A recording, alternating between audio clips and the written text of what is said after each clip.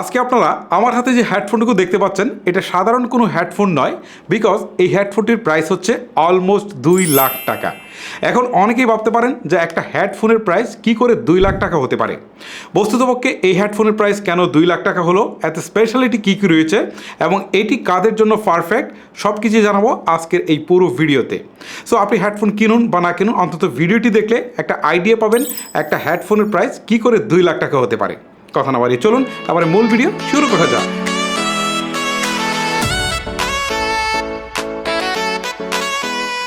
মেজে audio lyric বেশ বড়সড় একটি বক্সের সাথেই আমাদের কাছে এসেছে।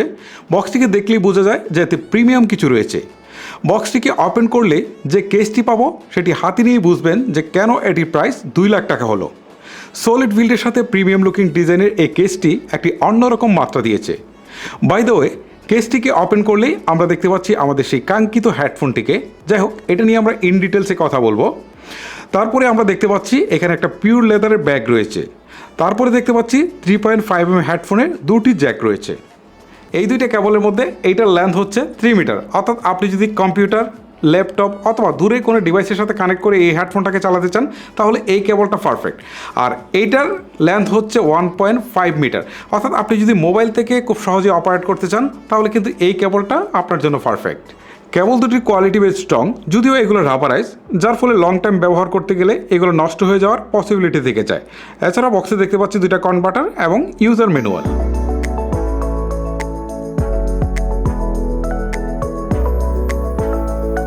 শুরুতেই নজর দেওয়া যাক অ্যাড ডিজাইনের দিকে। অ্যাড ডিজাইনে বেশ বৈচিত্র্য থাকছে, যা অ্যাট এ গ্লান্স দেখেই বোঝা যাচ্ছে। এই হেডফোনটার প্রতিটা পরতে পরতে একটা প্রিমিয়াম ফিল পাবেন, যা আপনারা এই ভিডিও দেখে বুঝতে পারবেন না। বাজারে থাকা গতানুগতিক ডিজাইন থেকে ভিন্নতা এই ডিভাইসটির একটি অন্যতম আকর্ষণ। রোমানিয়ান কোম্পানি মেজের তৈরি করা একটি অন্যতম প্রিমিয়াম সিগমেন্টের হেডফোন এটি।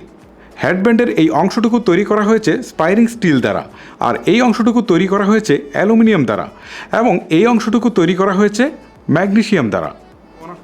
এর বিল কোয়ালিটির বর্ণনা শুনে হয়তো আপনারা বুঝতে পারছেন যে কেন এটা অন্যতম একটা প্রিমিয়াম সিগমেন্টের হেডফোন হতে যাচ্ছে। এই হেডফোনের ইয়ারকাপগুলো গোলাকৃতির নয়, বরং ডিম্বাকৃতির। তবে এই ইয়ারকাপগুলো পিওর লেদারের তৈরি।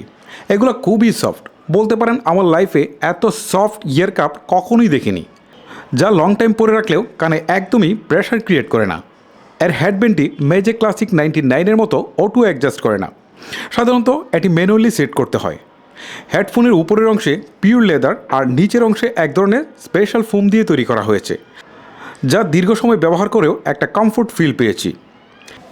হেডব্যান্ডের এই অংশটুকু প্রশস্ত, যার ফলে খুব সহজেই বাতাস ফ্লো করতে পারে, ফলে দীর্ঘক্ষণ পরে রাখলেও আপনি খুব একটা গরম ফিল করবেন না।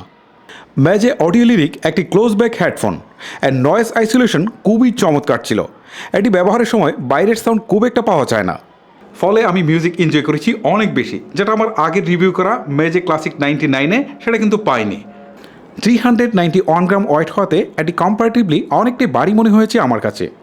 ইয়ারক্রাফটগুলো সাইজে বেশ বড় হওয়া সত্ত্বেও 360 ডিগ্রিতে মুভ করা যায়, যার ফলে এটিকে ব্যবহারের পরেও কিন্তু গলায় খুব সহজেই ঝুলিয়ে রাখতে পারবেন।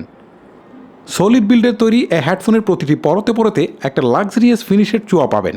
ক্লোজ ব্যাক হেডফোন হওয়াতে এটি দীর্ঘক্ষণ পরে থাকলে কানের চারপাশে কিছুটা ঘামে। আপনারা হয়তো অলরেডি বুঝে গেছেন যে এটা মোটেও কোনো ওয়্যারলেস হেডফোন নয়। এটাকে কানেক্ট করতে হলে এরকম দুইটা 3.5mm হেডফোন জ্যাক আছে, একটা এই পাশে আছে, ঠিক আছে, আর একটা এই পাশে আছে, দুটো দিয়ে কিন্তু কানেক্ট করতে হয়। ওকে, সো এখন অনেকেই বলতে পারেন যে এটা একটা ক্লাসিক্যাল ট্রেন্ড বা এটা একটা ক্লাসিক্যাল ডিজাইন হতে পারে। আপনাদের সাথে আমিও একমত, বাট এই ওয়্যার হওয়াতে কিন্তু কিছুটা সুবিধা রয়েছে। যেমন কোনো ওয়্যারলেস হেডফোনে কিন্তু আপনি ল্যাকেন্সি ফ্রিভাবে গেমিং করতে পারবেন না, বাট এইটাতে কিন্তু সম্ভব। এছাড়াও কিন্তু আপনি ভিডিও এডিটিং বা সাউন্ড এডিটিং যদি করতে চান তাহলে ওয়্যারলেস হেডফোন দিয়ে কিন্তু এই কাজটা আপনার মোটেও সম্ভব নয়। এই ক্ষেত্রে এইটা কিন্তু আপনাকে বেস্ট একটা সাপোর্ট দিবে। আপনি যদি মনে করেন যে আপনার প্রত্যেকটা সাউন্ড আলাদা আলাদা করে আপনার শোনা উচিত বা আপনার শোনা দরকার, তাহলে সেই ক্ষেত্রে এর থেকে ভালো সাপোর্ট আমি বলি আর কোনো হেডফোনে আপনি পাবেন না। লাক্সারিয়াস এই হেডফোনটিতে হাই টেকনোলজির ইঞ্জিনিয়ারিং করা হয়েছে। এতে ব্যবহার করা হয়েছে 92mm বাই 63mm অবেট MZ4 আইসো ডাইনামিক হাইব্রিড এরো ড্রাইভার। এই প্রযুক্তি কীভাবে কাজ করে সেটা নিয়ে ব্যাখ্যা করতে গেলে অনেক সময় চলে যাবে। যাই হোক, বেটার সাউন্ড প্রডিউস করার জন্য এই এক্সপেন্সিভ টেকনোলজি ব্যবহার করা হয়। এই হেডফোন থেকে সাউন্ডের ডিটেলস অ্যান্ড ক্লিয়ারিটি পেয়েছি এক্সট্রা অর্ডিনারি।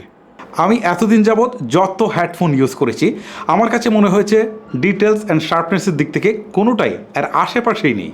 শুধু এখানেই শেষ নয়, এর সাউন্ড স্টেজ ছিল খুবই ওয়াইড, যেটা আমার প্রত্যাশার চেয়ে অনেক গুণ বেশি। এর বি-শেপ মিউজিক গান শোনার ক্ষেত্রে আপনাকে এক অন্যরকম ফিলিংস দেবে। আসলে বি-শেপ মিউজিক বলতে বোঝায় বেস এবং ট্রিবলটা বেশি আর মিডসটা একটু কম। এই হেডফোনের যে জিনিসটি আমাকে সবচেয়ে বেশি মুগ্ধ করেছে তা হচ্ছে এর সাউন্ড ক্লিয়ার। একটু লক্ষ্য করলে দেখবেন যে প্রত্যেকটা সাউন্ড ক্লিয়ার আলাদা শোনা যাচ্ছে। বেসটা আপনি আলাদা শুনতে পাচ্ছেন, আপনি ভোকালটা আলাদা শুনতে পাচ্ছেন, মানে প্রত্যেকটাই আলাদা হয়ে একটা অন্যরকম কম্বিনেশন তৈরি করছে। তবে এই ফিলটুকু আপনাকে সম্পূর্ণ নিতে হলে অবশ্যই অরিজিনাল ফরম্যাটের অডিও প্লে করতে হবে। যারা বেশি বেস নিয়ে চিন্তা করেন তাদেরকে বলতে পারি এর বেসটা ছিল খুবই ডিপ অ্যান্ড ক্লিন। গান শোনার সময় দেখবেন যে মিড টোনটাও ছিল জাস্ট অসম। অন্যান্য হেডফোনগুলোতে যেমন ভলিউম 80%-এর বেশি নিয়ে গেলে ডিস্ট্রেকশনের দেখা পাওয়া যায়, এখানে কিন্তু তেমনটি পাইনি। ভলিউম 100% পর্যন্ত নিয়ে গেলেও ডিস্ট্রেকশন খুব একটা লক্ষ্য করিনি। সত্যি বলতে এই জিনিসটা আমার কাছে বেশ সারপ্রাইজিং লেগেছে। গান শোনার সময় ভোকালের যে শার্পনেস পেয়েছি সেটা আমার কাছে মনে হয়েছে এখন পর্যন্ত বেস্ট। এই হেডফোনটি দিয়ে গান শোনা ছাড়াও আমি গেমিং বা ভিডিও এডিটিংয়ের সময় বেটার এক্সপিরিয়েন্স পেয়েছি। গেমিংয়ের সময় সাউন্ডের ডেপথ আমাকে এতটাই গভীরে নিয়ে গিয়েছিল যে মাঝে মাঝে ভুলেই যেতাম যে আমি রিয়েল ওয়ার্ল্ডে বসবাস করছি নাকি আমি গেমিং করছি। ভিডিও এডিটিংয়ের ক্ষেত্রে প্রতিটি শ্বাস বা বাহিরের নয়েজ খুব ভালোভাবেই নোটিস করা যাচ্ছিল, ফলে সাউন্ড এডিটের একটা অন্য লেভেলের মজা পেয়েছি এ থেকে। আমার কাছে মনে হয় যারা অডিও রেকর্ডিং বা অডিও এডিটিং নিয়ে কাজ করেন তাদের জন্য এটা একটা বেস্ট সলিউশন হতে পারে। আমি যদি এর সাউন্ড অ্যান্ড ক্লিয়ারিটি বিশ্লেষণ করি তাহলে বলবো যে আমার দেখা যাবৎকালের বেস্ট কোয়ালিটির হেডফোন এটি।